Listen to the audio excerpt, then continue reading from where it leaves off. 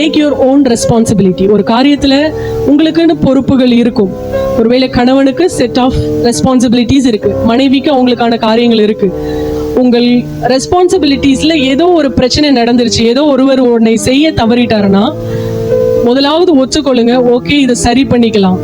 எப்பவுமே நான் சொல்லுவேன், யாராவது ப்ரேயருக்கு ஃபேமிலியா வந்தாங்கன்னா, நீங்க 2 பேரும் தனித்தனி டீம் இல்ல, நீங்க ஒரு டீம். உங்களுக்கு வருகிற பிரச்சனைகளை ஆப்போனண்டா பார்க்கணும். ஆமேன். நான் சொல்ல வர்றது புரியுதா?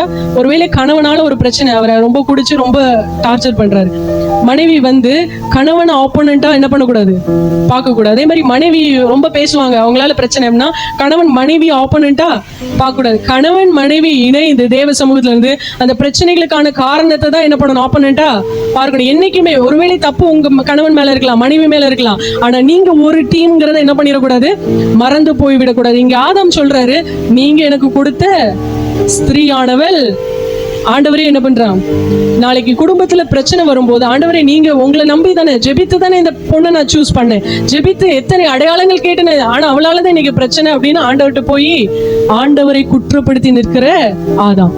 ஏவாள் கிட்ட வந்த ஏவாள் என்ன சொல்றாங்க, சர்ப்பம் என்ன பண்ணிருச்சு, வஞ்சிச்சது. நான் என்ன பண்ணேன், தங்களுடைய குற்றத்தை தாங்கள் ஒத்துக்கொள்ளாம யார் மேல அந்த பழியை போடலான்னு பாக்குறாங்க.